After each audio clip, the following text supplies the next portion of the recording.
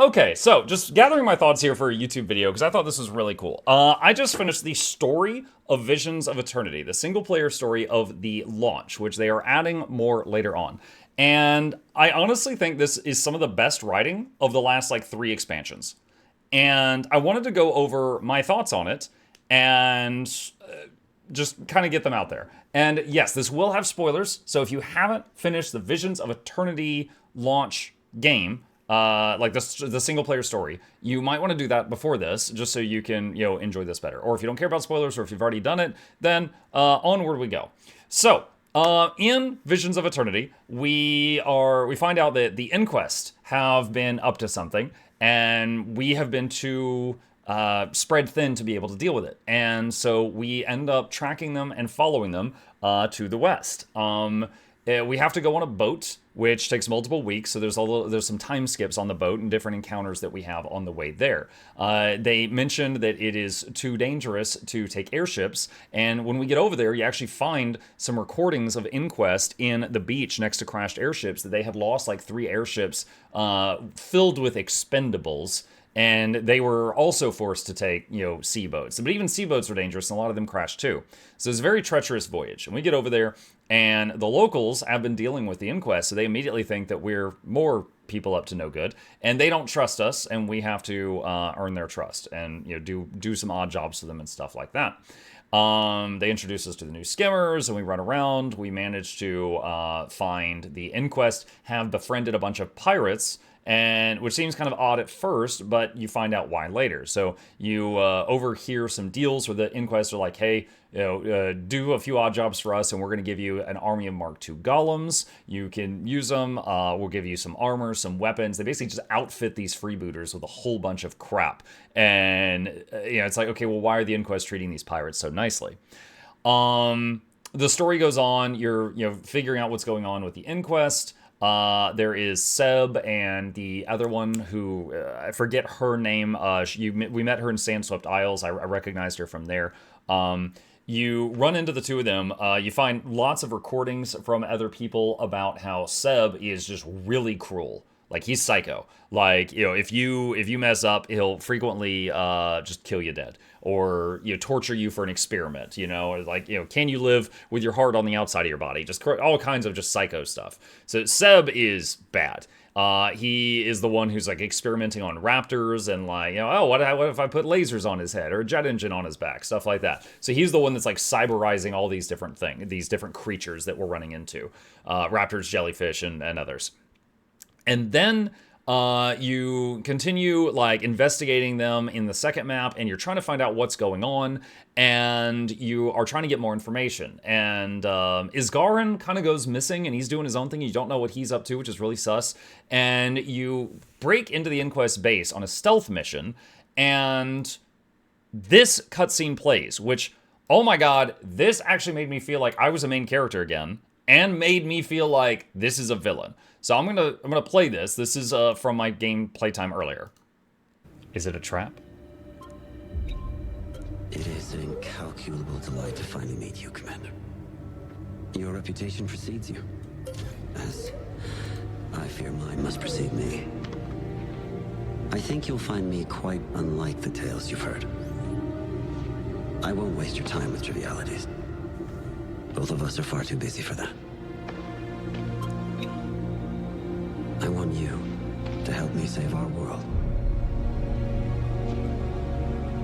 Dude, what? That cutscene was like so high def. I wish I had time to explain everything now, but Kuta's guards are closing in. We can't be seen together. Not yet. Suffice it to say, I am not your enemy. If anything, I am your sincerest admirer. You represent what we are at our best. Okay, so really quickly here, quick pause. He says, you represent what we are at our best. Now, you could easily assume he's talking about Asura, but remember that the player character could be any of the 5 main races, so you could be a Char in this scene. So when he says what we are at our best, I think he's talking about mortals in that instance. All right, let's continue. Syria will face many more trials in the years to come. We need more like you if we're going to be ready. We can't do that while all the power rests in the hands of those like Isgarin. Isgarin. It's time to return Tyrion's destiny. So again, he said, you represent what we, the best of what we are, but then he's like, I don't like Isgarin.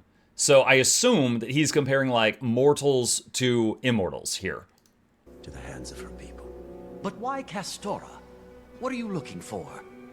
Isgarin really hasn't told you what was hidden here. I just realized it wasn't max quality. Ah! Or the Council, what they sent me here to find. Read the documents on Vlocks. Okay, so you go around and poke through these papers and stuff, and you find out that the Council and Radasum approved what he was doing. At least 2 of them did. There's the head guy, I think Flunt, and then under Flunt is like a half a dozen other guys. So the top one, and I think one of the ones underneath are they know what the Inquest is doing. The others don't, as far as I can tell. And one of them is actively pushing against them and trying to like fight the good fight bureaucratically. So he is over here doing something that was sanctioned by 2 of the bigwigs in Radasum. Now, is he actually going to do what they think he's going to do? Because clearly they think that he's in their pocket, or maybe he thinks that he's tricked them. I don't know, but they're working together.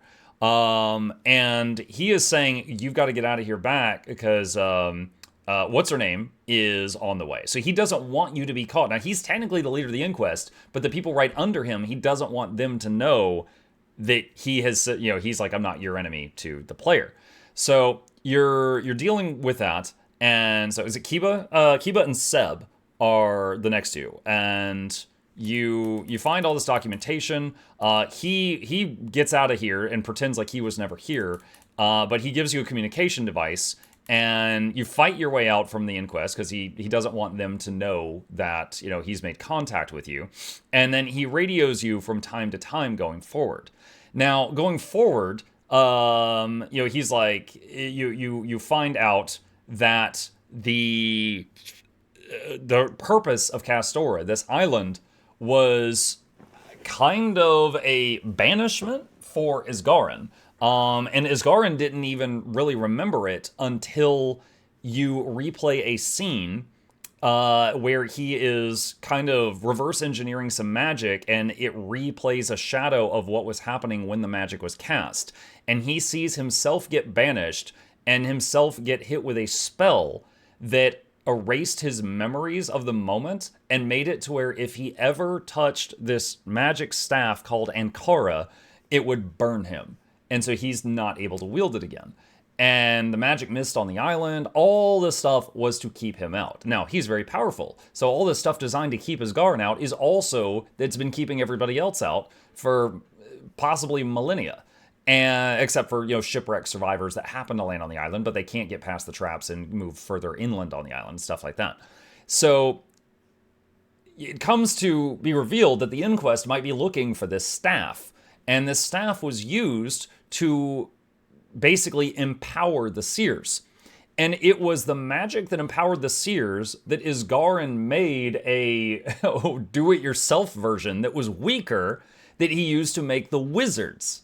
And when he made the first wizard, the bear lady from Soto, when he gave her power to save her from her claw, the claw was not a claw, it's a title for another bear.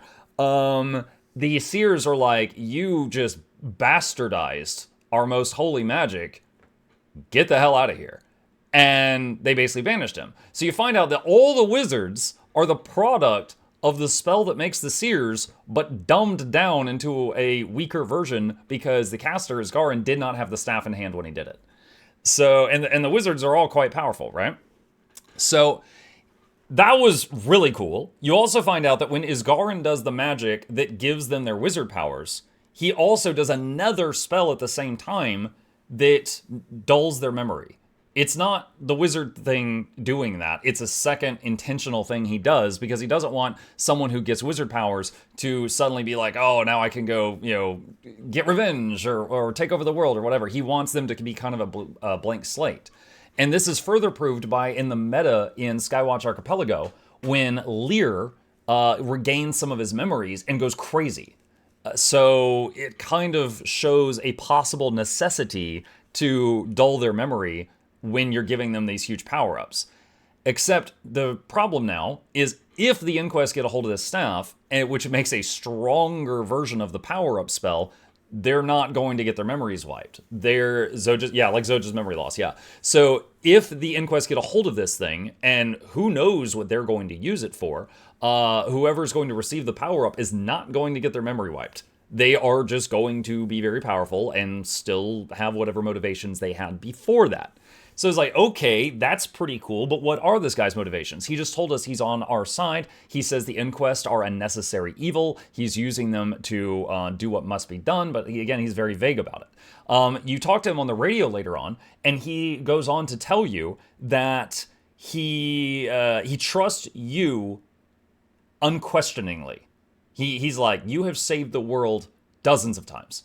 You should not have to do it again. I trust you, just without question. Your friends, not so much. And you ask him, you're like, please let us handle the staff thing. We can work together on this. And he goes, okay. And he's like, all right, I'll stay out of your way. Go ahead and find it. So you then carry on, and you go to you track it down with the help of Isgarin, and you find where the staff is located, and you get it. By the way, I thought this was really cool. Hold on. Gilbert's 2 Visions of Eternity. I'm gonna pull up an image here. This is one. I thought this was really cool. Hang on a sec. This is one of the first images that we got for Visions of Eternity. Someone like, yeah, and they're riding the new skimmer. That's freaking Anora. The 3 little orbiting rocks. That's Anora. Or it's the legendary staff that also matches the graphic of Anora. Like, it was in the first image of the game. It's like, that's actually very important. It was in the first teaser art that they gave us. And right there, that is Vlocks' command structure where you meet him. That's it right there. So that's really cool that was in, like, the first image.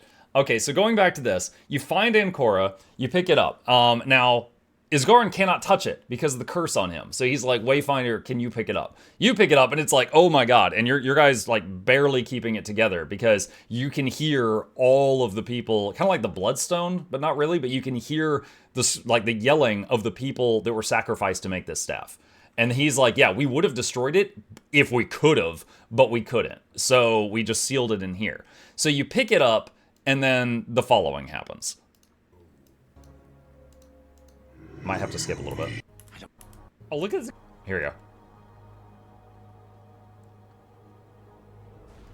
So, explosion. Ow! The floor. Oh. Oh, look at this guy striking a I don't pose. see the necessity of my path yet. But you will, Commander.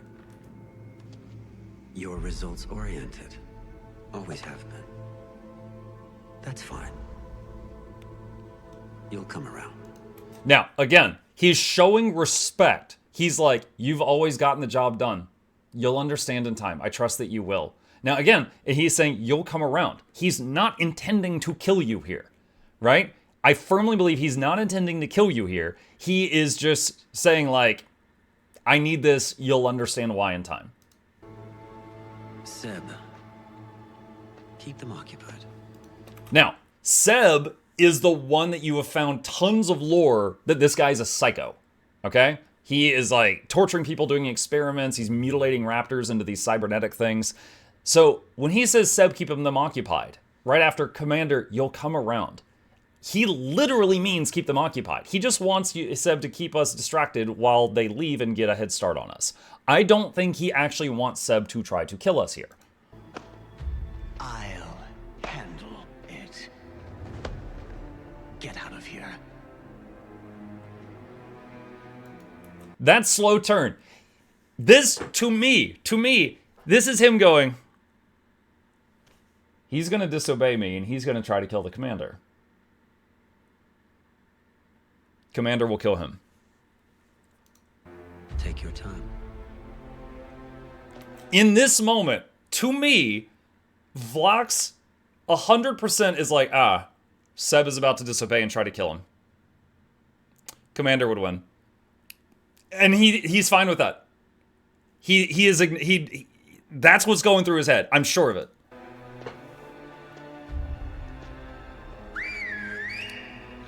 The Raptors.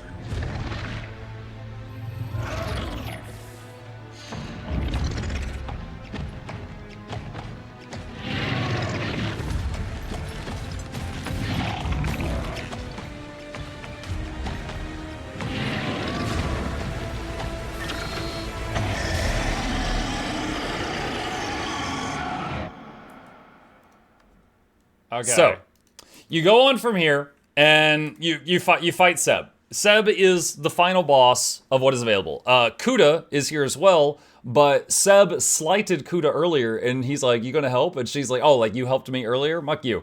And she goes to leave, and he's like, "Fine, I'll catch up with you later." Kuda didn't think he would lose. I firmly believe that Vlocks 100% is like, yeah, Commander would win. And he leaves, because again, he has the utmost faith in us. So he leaves, and we're forced to fight Seb. And you fight Seb, you get him, you fight him and the Raptors and his Golem. You get him almost dead, and then the Raptors turn on him, because he's tortured the hell out of him, and they help you finish him off. Spoilers? Well, yeah, I gave a spoiler warning before I had this whole conversation. You might have tuned in the middle of it. I'm sorry if you did. But yes, we're talking about the story right now. I'll be a few more minutes. So, Isgarin is weakened at the moment because of the curse on him. And so you don't have some super powerful thing. And I like this. I like this because Isgarin is super strong, just like Aurene was super strong.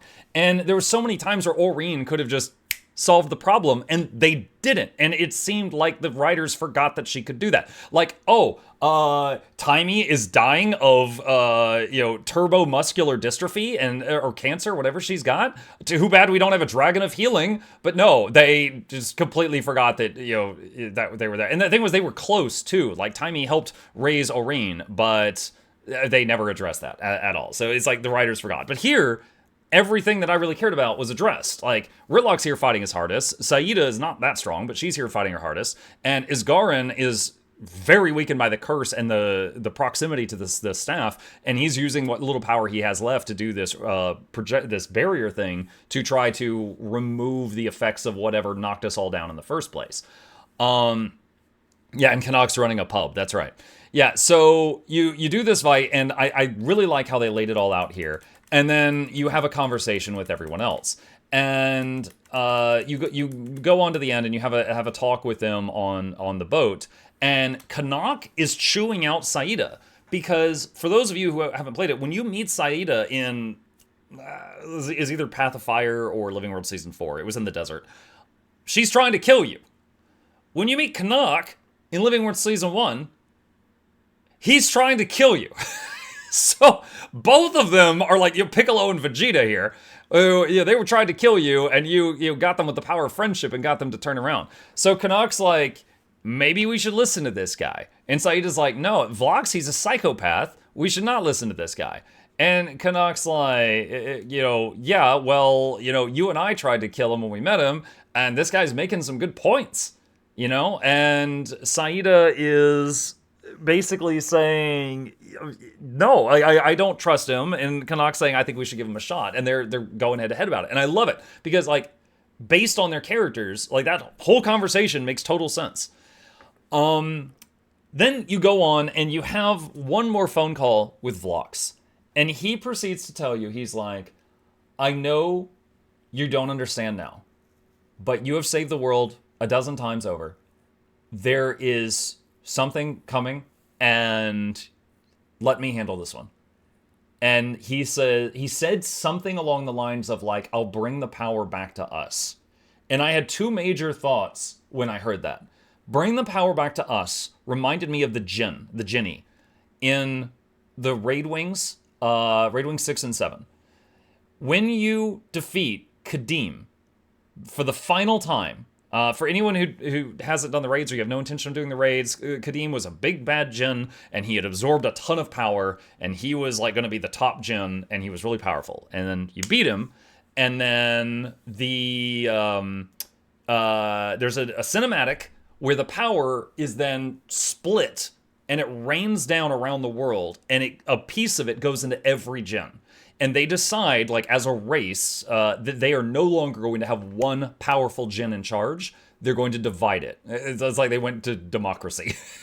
So every Jinn, like, flexes and gets a power-up there at the very end. And there's a funny moment where a piece of it goes into the guy that runs the Mystic Forge, and he just goes, ew. And he just brushes it off. So when Vlocks said, going to bring the power back to us, I immediately thought of them, and I'm wondering if instead of using the staff to super power up himself or a few people, I'm wondering if he is going to try to use its magic to make the power up spell that was used for seers or wizards and divide it among mortals. Because again, he told the commander, you are the best of us, but you shouldn't have to do this anymore. So I'm wondering, I don't know if that he means the Inquest, if he means Asura, if he means mortal kind, but the main thing that he expressed disgust toward was Isgarin, who is an immortal. So I think he wants to use the staff to power up the people to fight something that's coming. Now, about the fight something that's coming thing, again, oh man, dude, I got like the goosebumps right now. It made me think of Illidan. For the non-Warcraft players, let me just give you a super quick couple sentence TLDR of like 50 years, okay? Orcs come to Azeroth from another planet. Orcs attack humans. Orcs and humans are fighting a whole lot. In parallel worlds, where the orcs didn't show up and the humans were just there chilling, when later problems happened, like a demon invasion called the Burning Legion, the humans got destroyed. Because militarily they were weaker. However, in Warcraft, in their parallel version, parallel universe, orcs and humans were constantly fighting, and they kept inventing new ways to kill each other. And militarily, they kept getting stronger. So when the Burning Legion came, a bigger, badder threat, the orcs and humans turned and were like, yo, we're busy. And they turned and fought it together, and they were very strong because they had been, fighting and building each other up with the power of violence this whole time. So Illidan was another character in that where he was kind of like the Punisher. He was basically like, I will do bad things for the greater good. And Vlocks reminds me of both of those story beats. He's saying, I will do what is necessary, and I will bring the power back to us, and you shouldn't have to deal with, what's coming. So I feel like my prediction is that Guild Wars 2 is going to introduce a bigger, badder threat. Now, it would be very easy for them to do this in a cheesy manner. I hope that that's not the case. I hope that they continue with the writing I saw here today. I'm excited. I don't know if you can see it on me, but I love a good story. And that can be in any game, right? Like some MMOs I play just because I enjoy the gameplay. The story can be damned. There's other games where the gameplay can suck, but the story's really good, and I still enjoy it, right? But you can take anything and then throw a good story in there, and it's better, right? This to me was a good story. I'm genuinely excited about it. I genuinely really enjoyed picking this apart. And I'm sure there's stuff I missed, too. But at this point in time, at the end of this beat, Vlocks has the staff. I believe that staff is going to be somehow related to the legendary staff and spear that is available in the game right now, but I haven't gotten there yet, but it looks very similar to what we saw in the trailer. Thinking if there's anything else I have to add. I don't think so. I don't think there is. Also, side thing, I think they did a really good job with making sure, you did not have to play previous content to enjoy this one. Yes, if you played Living World Season 1, you know where we met Canuck. If you played Path of Fire, you know where we met Saida. If you played Soto, you know where we met Isgarin. But you didn't have to. You could just go into this and be like, oh, those are my homies? Let's go, homies. And that's it. That's fine. I think they did a really solid job of making this more standalone than Janthier was after Soto. There was something else I wanted to An say. anonymous user. Nope. I saw what you said. No, I'll come back to that. Thank you. Was there any others? You have to go back and enjoy all Ritlock. Yeah, Ritlock's been there forever, for sure. Ritlock has been there forever. Okay, I can't remember what the other thing was that I was going to say, so I'll just leave it at that for now. But I'm really excited as someone who, yeah, I don't have wooden potatoes level of knowledge when it comes to the lore of the game, but I have a general, you know, hand on the pulse of the game, you know, as far as the story goes, and I really enjoyed this, if you can't tell from my excitement. So this was very good. I think the writers, writers, if you see this, you did a good job. And yeah, I hope you could carry it on to the end. Soto, I loved the story at the beginning of Soto. I did not like where it went after that. Okay? Soto might be my favorite expansion for features, but the story after about halfway through just went, in my opinion.